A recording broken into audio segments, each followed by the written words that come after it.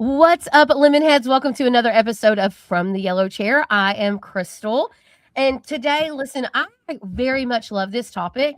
It is all about the power of maintenance clubs, how you can turn one time customers into lifelong clients.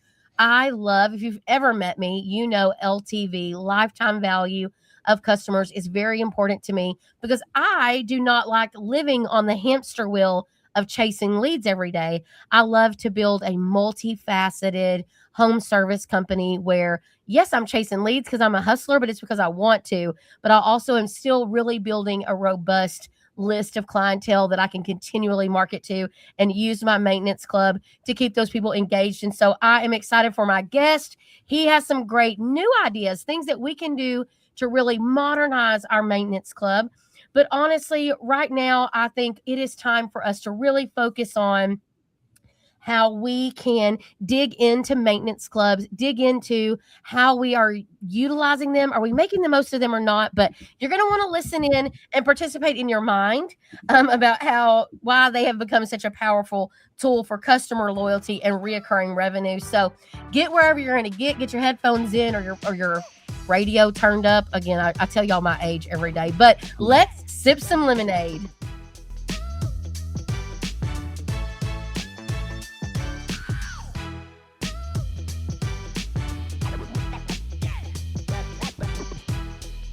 Perfect. Well, hello, Wes. How's it going? Thanks for having me on, Crystal. Absolutely. I would pretend to pronounce your last name, but it would be unfair. Friednash. So it's not that hard. yeah, but I hear all sorts of pronunciations over the years. Friednash, Friednash. It's Yes, as long as it's close, I'm not offended. Absolutely. Well, it is spelled directly Friednash. I mean, it's exactly spelled that way. It is. So Yeah. yes, absolutely. So, well, listen, I got to know you and the Smart AC team recently. Love what you guys do. So on today's show, as we're talking about maintenance clubs, why should anyone care what you have to say, Wes? What do you think you and Smart AC are bringing to the table today? So first of all, at Smart AC, we go to market typically through a maintenance or membership club program with our contractors. So we're super in the weeds on these programs. We work with hundreds of contractors throughout the United States and Canada, and we see what works well, what doesn't work well.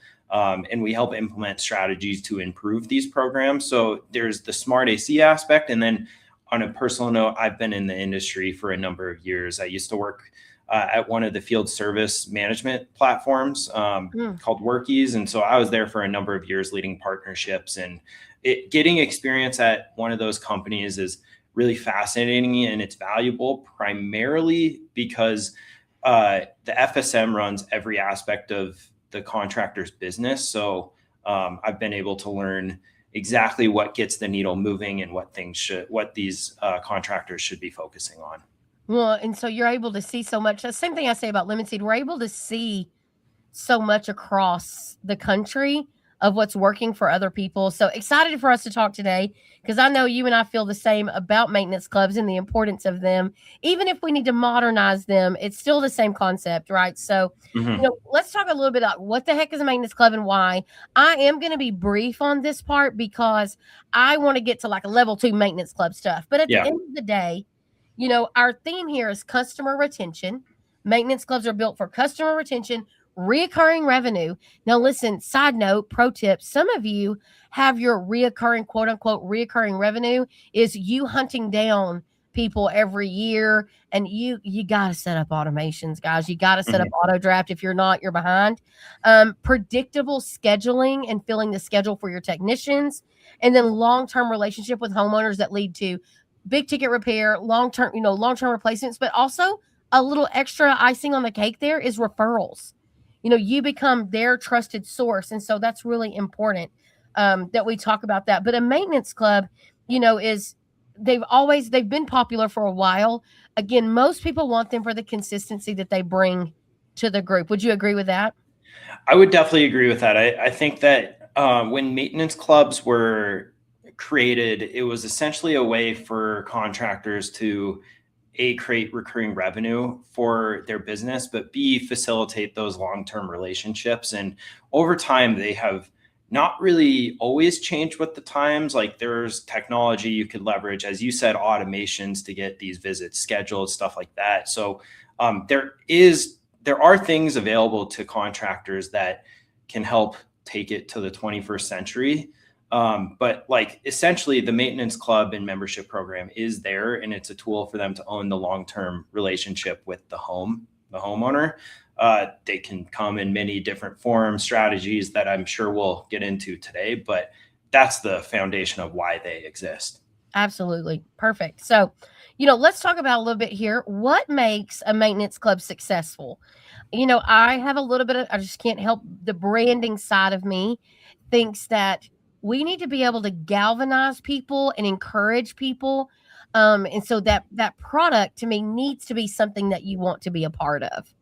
Right. So when you have a maintenance club and you call it maintenance club, or preventative maintenance, that gets on my nerves. It makes me, I judge you for that because it makes me think of like a colonoscopy. No one wants to go get that, right? Yeah. No one wants that. But if we have unique names, it almost creates community inside of our business. And Yeah. so when you can shift your mind to thinking like, okay, my maintenance club is really my raving fans. It's really my community of customers that I can now cultivate and keep engaged with me. That is definitely one of the ways that I think they're successful is when it actually has a name and a vibe and a brand to it. Completely agree. With that, but what benefits do you think that most homeowners respond to the most in maintenance clubs? Yeah. So first of all, I really like what you're saying about the name of it. If I was you and I had a club program, I'd probably call it the Lemon Club, right? Right, Something right. like that. And that's where I think the branding of these can really come into play. And the branding can sell itself. But to answer your question, there's benefits for the homeowner, there's benefits for the contractor, but on the motivation for the homeowners to sign up, which is I think where you're going with this question, there's a few things that you can do that companies do really well. So number one is selling the value of tune-ups or maintenance is typically key to this, but that's not always going to be the best way to get in the home. There is a certain demographic, there's a certain homeowner that will go for the two 1 a year tune-ups. These are important to be in the home, but I also see discounts up front. We see this as like a big strategy that contractors use, like day one discounts to sell a program, like a club program. Yep. That can be good and bad though. You can typically have a higher conversion rate when you're selling via like a 10 or 15% discount, but it comes with the downside of the value has already been spent for the homeowner. So you're probably going to see them churn from your program fairly shortly after when they're getting billed every month and they're like, why am I paying for this? And so there's a balance there, right? So for the homeowner, they care about that kind of stuff. But if you can marry the two, like on loyalty, I would say that's the best long-term strategy because maybe you're not selling a day one discount, which is fairly standard in the industry, but you're giving them loyalty over time, which can be in the form of like an airline miles kind of way. And so I don't know why more HVAC contractors don't offer something like this, because then you can create loyalty towards that future job with them. So Yeah. there's a lot of benefits that you can do. Technology is something we'll probably get into a bit today, but Yeah. I think the homeowner cares that they're being taken care of and not getting ripped off. Yeah, so I would definitely agree with you. So this has to have long-term effects they have Mhm. to feel touch points. And so some of the things that I think are good, like you mentioned, definitely calling it your semi-annual prepaid tune-up. So by subscribing to our maintenance club, basically you're prepaying for 2 tune-ups a year. Right? Don't lock yourself up into a spring and fall. Give yourself some ability there by just calling it semi-annual. Discounts. So 10% discounts off of X, Y, or Z. I Yeah. love to also say in special promos because let's say you want to launch a new product, you could always email out using your Marketing Pro or using MailChimp. You could always email out your customers and say, hey, I'm giving you first right of refusal here on our new product. So discounts on not only the services that come while you're there, but also the opportunity to look at our new innovations and things like that. The equipment loyalty credit, I think you mentioned there, is really good. I love the one that says front of the line. So I live in Texas. Yeah. So in June, you know what I want to know is front of the line, like you're going to get to me today. So say something like, if you call before 3 p.m., or what, we guarantee to get to you same day if you're a loyalty club member. And if we can't, we're going to give you X, a $50 credit, whatever that looks like. So don't build your life around outliers. Well, what if somebody calls me at 3:31 p.m. and okay, don't live your life like that. Because we want to make this package very rich in benefits that are low cost to us as the contractor, but high impact to the homeowner. And so knowing that I get to move front of the line, knowing that I'm getting credit towards a new system for every year that I'm on the program, knowing that I get first to look at innovative new things that you're out with, knowing that I get 2 tune-ups a year with you. Those are just some of the easy ones. And then, like he said, there's some tech that we can add in here now that I think this is good. But also, guys, think about this. Odds are, if they are a part of your program, they're not shopping you very much. They tend to like, oh, well, this is my guy. This is my guy. For sure. And they tend to love you, literally love you and refer you and build a relationship with you. But also if you start speaking the same language with them. And so, when you're in the home and you're making these pitches of, here's what I discovered, you're making treatment plans, you're giving lots of opportunity there. You're communicating, they're getting follow through from you, and you're delivering consistent service. And so again, it just keeps you in enough contact with that homeowner to keep them attached to you, right? I call them, they're either attached or they're unattached. So if they're not on your maintenance club, you just kind of have them. It's like a calf scramble at a rodeo. They're all in the square, but they're kind of running at any moment. One of them's going to bolt, right? Whereas a maintenance club is like having a fence built around those cows. It's keeping them all in there, right? And we can focus on them. And so, what do you think, Wes, are like some of the biggest mistakes contractors make when they're really launching or trying to do a new maintenance club? Yeah, so that's a really good question. Two things really come to mind. Real quickly, can I comment on a few things you said previously? Of course. Okay, so you talked about like the leads and how you want to make sure you're loyal because people are spending a lot of money on marketing leads. And I think where technology can come in is if you are facilitating a better relationship with your member. We see things in the industry like customer portals or branded apps for the contractor. And without something like that, your member, you could still potentially be paying for them when they call you up on Google, because like you're paying for a Google local services. Maybe that's the link they click to generate a call. That pisses off so many of my contractors. Yeah. And they're already paying you for the membership, right? And so that can be a hidden cost of running these programs if you're not doing them well. And the other thing I want to talk about here is we're actually seeing a shift when it comes to the tune-ups potentially. So like, I think the traditional way to do it is 2 annual, like spring, fall service tune-up, right? A lot of our contractors that we work with have started to actually shift to doing an annual tune-up with another one. They could call it like on demand. And this is kind of where the more strategic value of these programs come into place, because you're wasting money rolling a truck to a newer system that's functioning completely fine twice a year. Like these truck rolls cost contractors on average like $300 just to go roll a truck. And if you have a technician in there who's being told you have to always be selling something, that can potentially lead to a lot of churn on these programs down the line, because the homeowners don't always love to be sold to. And so that's kind of where like the shift is happening. What we see is like shift to 1 a year. But if you have so if you have an older system, though, this is like where the more strategic stuff happens. If you have an older system, you want to probably be in the home more often. So what we see honestly is like we see people selling a few different tiers on these programs. One could be an annual tune-up where they're bucketing all of their trades together potentially. And then the other one could even just be on demand. Like they may not even go into the home all the time, but that's where the magic comes. Like if you have an older system, like you want to be in the home because that's like ripe for a replacement opportunity. Okay, super interesting. Very cool thought there.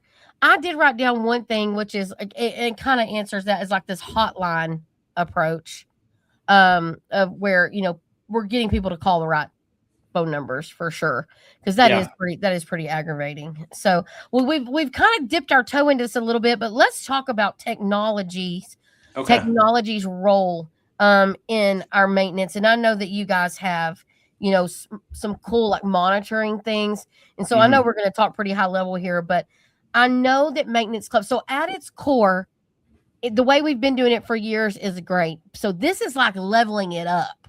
This is taking things to the next level. So the same concept that we were just chatting about of, is it an on-demand service or is it in the home service? But the whole key there was like we were providing a service to our homeowners, and honestly, like keeping them engaged with us. So now, what do you think technology is able to do now to really keep people interested? Yeah, so if you're leveraging technology correctly, it can come with system data that informs the homeowner their risk of breakdown on their equipment. It can get ahead of time on some of these like potential issues. So like if you have a water leak, that's big in Texas where the equipment's in the roof, or sorry, in the attic. Yeah. And so like a water leak there can be very detrimental to not running only down your walls. Yeah, so like that's more on the preventative maintenance side. But what we see on the technology, you're right. We do have some sensors. They're very awesome. They have a bunch of data that can help inform decisions for both the homeowner and the contractor, whether that's going out to the home with data equipped to go sell them a replacement system, because you're seeing in the data that there's high level of risk to break down, and then the homeowner has that. But I think more importantly, it's leveraging the data not to sell them in the future, but to create more customer loyalty. So like people have gone to market with smart thermostats potentially as part of these programs, branded apps, et cetera. And so ultimately the contractors that do this really well and leverage the data or the technology, it's not necessarily about even what they're equipped with and getting into the nitty gritty of the different data points. It's actually being able to tell your homeowner, we have your back. We are facilitating the better relationship with you. We're creating more loyalty, and so more touch points with you. So like getting ahead of issues when they come up. And you talked a little bit about using the loyalty credits on promotions and getting like beneficial treatment on those. That's another way you can leverage technology. I don't know if that answered your question. I feel like I talked a lot about a bunch of different things, but there's a number of ways you can really dive in and leverage technology. I think that's great. Just learning. There's all these places that technology. So the sensors, the communicating thermostat, all those things. But what I love about those technology is it's the awareness. Mm-hmm. So if I'm on vacation as the homeowner, or I'm at work, or I'm just gone traveling, whatever, at a ball game, right? And something goes wrong, my system notifies me. It's or in some cases, notifies my contractor. Exactly. Showing that Crystal Williams at 123 Kelly Street is low cooling system. Mm-hmm. I almost said misfiring, not a thing, but system not working, system down, electricity lost, connection lost, right? Those, and basically people know before you even know that there's a problem. So again, you don't come home to 130 degrees in your house in July. And so there's a lot of people, especially like older people, that really want the safety and security, like they're traveling for a few days at a time or anything like that. And then the fact that you become the hero. So basically you're getting them to install this pieces of equipment, and you become the hero of, hey, we noticed this problem. Do you want us to dispatch someone out to take care of it? The homeowner can say yes or no. And you really make some good headway there by being the trusted resource, right? Yeah. And I think that's so important for the customer relationship. The key word for today, um, kids, is relationships, right? So relationships are so important, and that's literally the gist behind Maintenance Club. So by adding this technology piece, you're helping them even before they know they need you, and it's Yep. really a powerful tool. And it's customer engagement through technology. Have there been some people, or some of y'all's clients, or anyone that's using your product in a unique way for Maintenance Clubs? There's a few ways people are doing it in unique ways. So I would say number one, leveraging our alerts when something goes off. So when we send out alerts like low cooling or poor performance or something like that, we will for the most part send it to the contractor, because as you said, we want them to be the hero for the homeowner. Like the homeowner's paying them to monitor their equipment. We don't give the homeowner as much data as we give the contractor, just because, again, we want them to be the hero because that looks better for the homeowner, creates more retention over time. But there are a few other ways people are leveraging that. So number one is, I would say there's a lot of these like outbound AI tools, or just like outbound tools right now that are popping up in the industry. What we have been doing is, let's say you have 1,000 sensors in the field. So you're monitoring like 1,000 pieces of equipment. What we're doing is we can identify with the data levels of breakdown risk. So let's take a list of medium or high risk of breakdown. That can be a number of reasons, like maybe they haven't had a tune up for a while, maybe they haven't changed their filters, or maybe the data has just been trending poorly.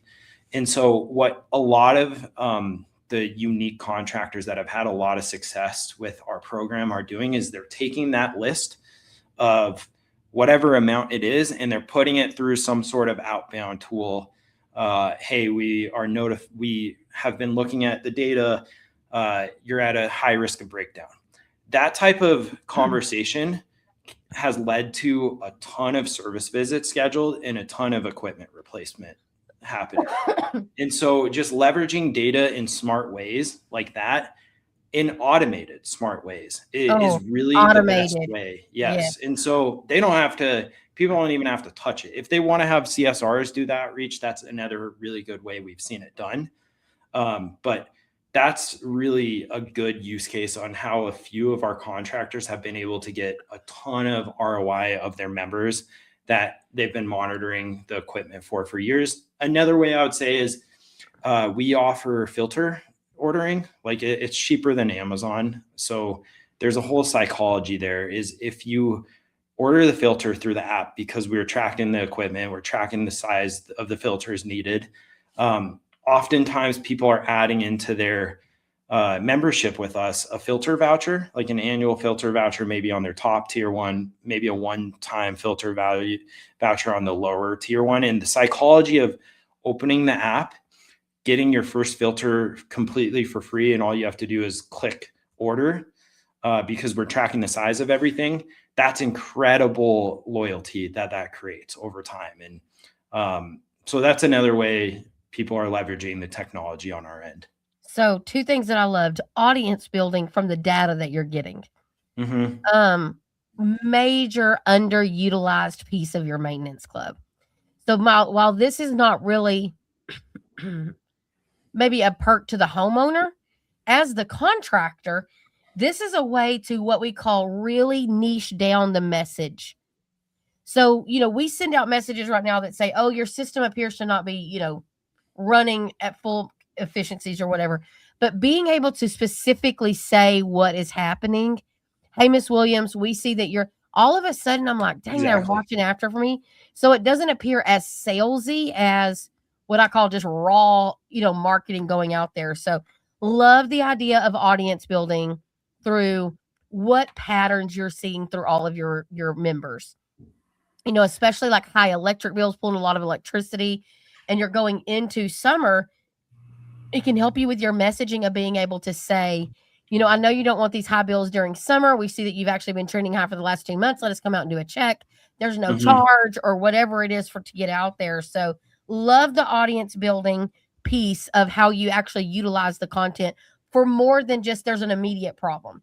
So as a contractor, when you invest in a program like Smart AC, you're able to actually mine the data for yourself to build out these unique audiences without it having to be only breakdowns before you can respond. So really cool way there to really enhance your opportunities there as a contractor.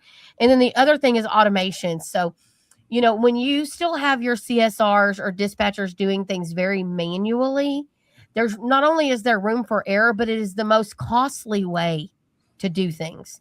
And so anything that you can automate and automatically review and report on is definitely an impactful move. And so I think both of those are really cool things that you can do to utilize these programs better. Now, right now there's also the communicating thermostat, logo that's going on. So cool concept, but I've seen like mixed reviews from the homeowner because I don't know that they necessarily want your logo shining bright in their hallway. Yeah. But that's also the only thing that's new about that is the digitalization of it. Because let me tell you, back in the 90s, we were putting stickers on thermostats that had our name. So listen, there are ways, but I'm a firm believer that if you're a plumber and people open those doors and because the first thing we do is think we are whatever we need. Like, I'm a plumber, let me open the drawer or open the doors and see what's wrong with these pipes. When really, as soon as my eyeballs hit that pipe, there needs to be a tag that says, this system is probably under warranty, call Crystal's Heating and Air and Plumbing, right? Yep. So those are trigger points that people are looking at the indoor. If the inside equipment's in a closet, they're looking at it. They're looking at breaker panels. They're looking at water heater, systems. They're looking there. So I for sure think we need to tag those places and all of that. But again, this technology is feeding in real time, right? Or in consistent timing, and it's like all the time. Yeah, and you're just quicker to the chase, right? Quicker to solving the problem. So I absolutely love the implementation of those things. And so I just encourage you, start looking for businesses or, audiences. Make sure that you're automating everything that you can for your clients. This filter program idea, again, low barrier of entry, low threat there. And even just saying what you said, we're cheaper than Amazon. People's ears perk up, but Amazon's the cheapest thing ever, right? So there's definitely some cool stuff there. Sorry, one more benefit I want to mention is if you're leveraging the data correctly and you're doing the proactive outreach on these systems that you're monitoring that are higher level of breakdown, say you do that in the spring or fall when you want to fill your board a little bit more, that will open the busy season more on your calendar too. So if you're hitting all these people that will be calling you in the summer because that data is showing you that they're going to call you, you can get that done in the spring before the summer. And then you have more availability and flexibility on your calendar in the busy season to take in new leads and stuff. Okay. Making my little note here. Sorry, I felt like I needed to add that. No, I love it. I just was making a note. I have this.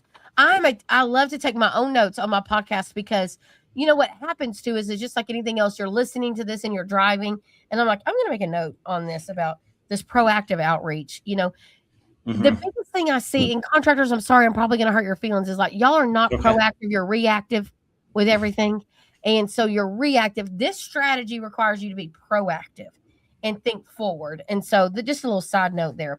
Well, okay, let's talk about advice for contractors who want to start a maintenance club. So remember at the beginning, I said we're going to go to level 2. Well, let's take a step back and go back to level 1 for a minute. You've been listening to this and you're like, I don't have a maintenance club. I need a maintenance club.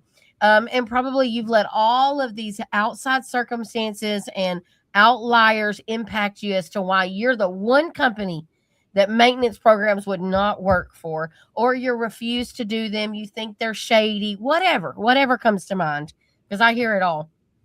I do think that without a maintenance club, you're missing an opportunity. I do think that it is a way to have a more consistent stream flow and a ready built list of people for you to market to. But what do you think, Wes? So if someone listening doesn't have a maintenance club plan yet, where would you start? Yeah. So first of all, I think it's a mindset shift that people need to make. So number one on the maintenance clubs is you get your ROI very long term on these. And I mean that by if you're facilitating better relationships with your customers, you're not usually going to sell them that big ticket item day one on your first visit. And I think where the difference is between some of these more seasoned contractors that really understand the maintenance programs versus the ones that don't really have a firm grasp on it is the ones that don't really have a firm grasp on it are always kind of chasing an oversell, or like every job they're trying to sell like a big ticket item. The ones that have these programs are much more understanding in the fact that, like, if you just facilitate a good relationship now, a year or two, 3 years down the line, they're going to spend big with you. So that's kind of the mindset change that needs to happen. I think another area of like just thinking about starting a program or things to take into consideration is two things. So number one, I would research what your competitors are doing in the area. Usually it's on their website. And if it's not, it should be on your website. Number two, I would think about the ideal customer profile you service, like what types of homes, like are they big spenders, small spenders, and I would craft your program based on that. So you don't necessarily need to like match what your competitors do, but you should really have a firm grasp and understanding of who your customers are. That's how Lemon Seed starts. When you onboard with Lemon Seed, we start by the research. Because I say it's kind of like when you go to the doctor, right? You don't just walk in and sit down in the exam room and the doctor come in and be like, all right, so here's what we're going to do. I'm going to give you blood pressure medicine. And you're like, you've not even taken my blood pressure. How do you know? Right. So if you got to be willing to go do this research and really, really dig deep into what people need and like, where is your unique place in the market? So if there's 4 other companies with maintenance clubs, how can you make yours unique? How can you make it sit well in the market, whether it be from price point or time? Where do you kind of excel? So I love that thought because that's definitely a differentiator there. And with Lemon Seed, we go through and build out your ideal avatar. We go through and do a competitive analysis because y'all, that's how you do good work. You can't give a solid prescription without a solid evaluation. So sure, you can just go like hard in the paint and create a maintenance club like come hell or high water. But if you could invest some time to research like what other perks are, it definitely works. So, okay. And then, what is one thing contractors should focus on to really make it successful? I'm going to start building out a brand around it. I think the biggest thing that we haven't even talked about is you could do all this work on getting the right structure for these programs in place. You could do the right work on making sure the value is there for the homeowner, right? But technician buy-in and training is team buy-in. Yeah, that's probably where a lot of these really fail or are successful. So I would figure out how to give them a piece of the pie. So I would definitely spiff them for selling these and also figure out where you're selling them, because I think some of these coaching groups like to preach, like sell them in person, which can definitely work with the technicians. Like that's the traditional way to do it. We see a lot of our contractors have success with CSRs selling them too, actually. So I would give them a piece of the pie too. But really it's the training, ongoing support to the technicians and the people to make sure it's actually functioning well, in my opinion. No, team buy-in is very important. That has to go along with culture, and culture is so important to me. And, sometimes I listen to contractors and they'll tell me, well, my guys just won't do it. I'm like, in what world? In what world have we gotten so soft as leaders that we have made people think that things are an option? Because at the end of the day, we need maintenance clubs. We're not, the last I checked, no contractors that I work with are shady and not performing the work. If we tell you you're going to get 2 system tune-ups a year, you're going to get 2 system tune-ups. For sure. If we tell you that you're going to get 10% off, you're going to get 10% off. So some of y'all, maybe you were with a bad company, but at the end of the day, we are providing everything that we're selling. And so maintenance clubs are not a bait and switch program. They're to keep you in the home. That's a part of business, right? And Yeah. what concerns me sometimes is when contractors overthink this so much that they literally are in their own way. Like you just built your own self this big problem. That's not an issue. Really, at the end of the day, it's not an issue. Um, Hmm. for sure. But also team buy-in. Like I think they need to understand why you have launched maintenance programs. What is the intent? Why do they care how many Hmm. maintenance member people that you have, right? And then incentivizing the win. So small wins help you all the time. Just add in. So I sell a maintenance club agreement, I get $25. So sell four, get $100, right? So like Yeah. there is opportunity. And going into spring and summer, hello HVAC companies, that is your golden time to sell, sell, sell, sell, sell. So, and again, the more of those we have on our, bandwagon, the better we do. But team buy-in is a great call out there. And just setting expectations with your team. Also, visibility on the team buy-in, by the way. So there are some really interesting companies that are popping up right now when it comes to like technician leaderboards and stuff like that. With some of the field service offers, you can do some of this stuff in there. But I was talking to a company the other day that has these scorecards and leaderboards for different things that the technicians get spiffed on. And so they can see like how many memberships they've sold versus the other technicians.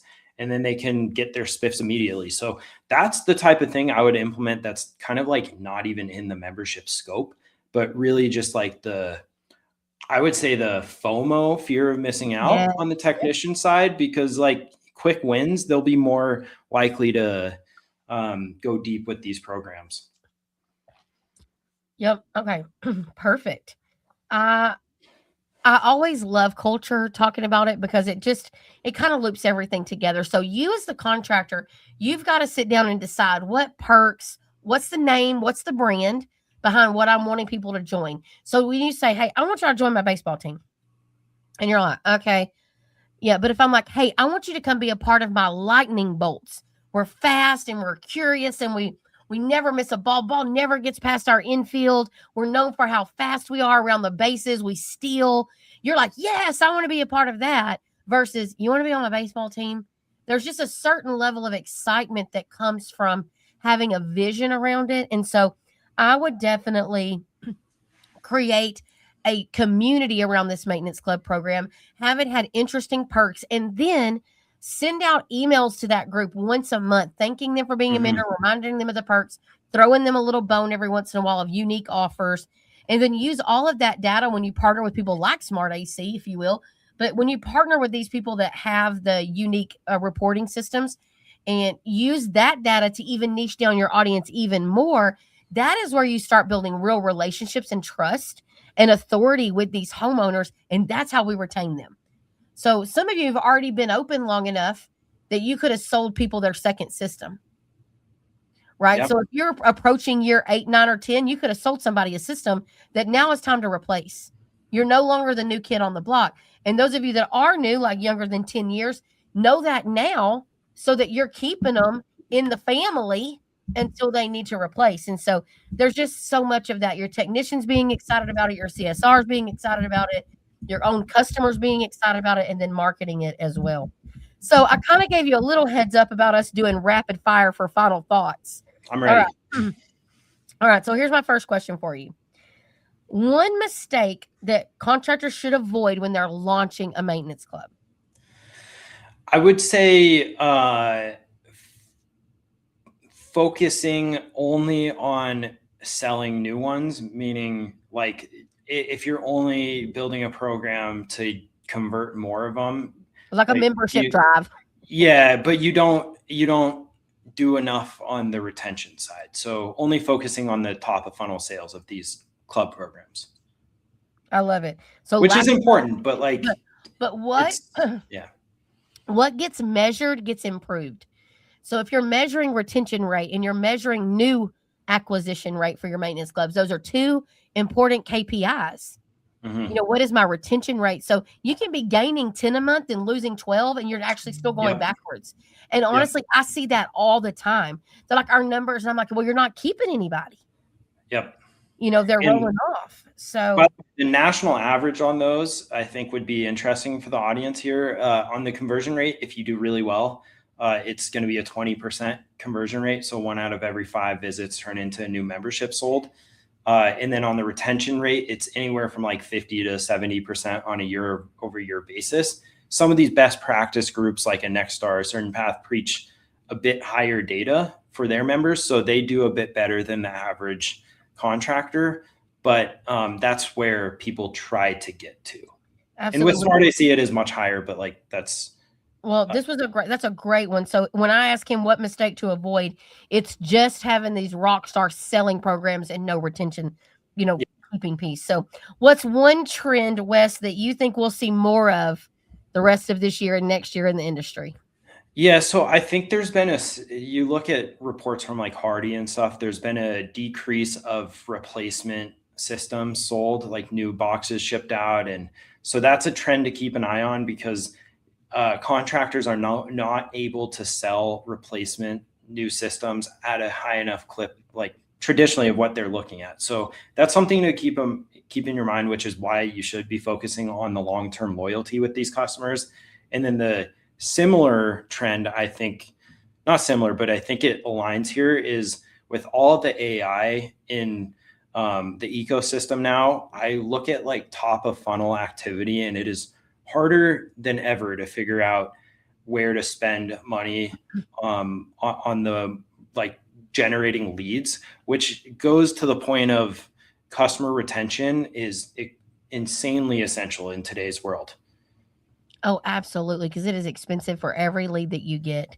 So, Mm-hmm. my company, we focus a lot on top of the funnel and good on medium, and then we have vendors in place to help us with that bottom of the funnel because Yeah. we need experts. We need experts on all of these things. So, guys, listen, I think the majority of the time we are sleeping on maintenance clubs. They kind of run in the background without any real push from us as contractors on how we can earn it, how we can do it, and make it a truly profitable and honestly a replacement lead generator for us.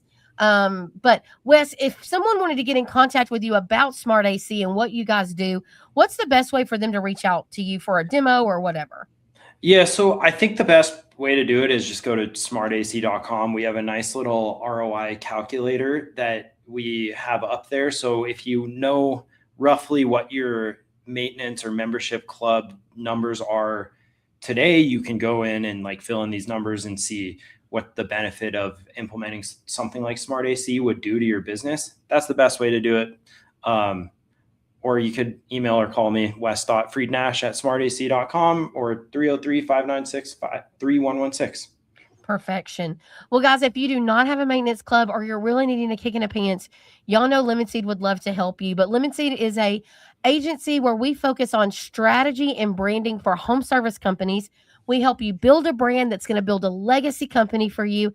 And we help you organize all of your vendors and build out a true marketing strategy that oftentimes is going to definitely include how you promote that maintenance club with great partners like Smart AC. So thank you both, or thank you, Wes, for both being here with me and sharing all of your insight with me. Crystal, thank you so much for having me on. I am so happy we have a partner in place like you guys. The thing I like most about what you do is you don't just only look at like marketing and how you can implement strategies there. I really like how you look at holistically how consulting contractors' businesses, and I think it's a tremendous value that you have. And so, thanks for having me on, and very excited to hear this once it goes live. I didn't even have to pay you for that. Well, listen, thank you so much, Wes. It's been a pleasure. And, we are recording this episode right before the Lemon Seed Conference. And so you're going to be here at our conference. And so it's just in a few short days. But listen, we are thankful for what Smart AC is bringing to the industry. So again, listeners, thank you for listening to another episode of From the Yellow Chair. If you've loved what you've heard, share this episode with a buddy or a friend that needs to do a kick in the pants about their maintenance club. Leave us a review, follow us on social media, and don't forget to keep sipping lemonade. We'll see you next time. Bye.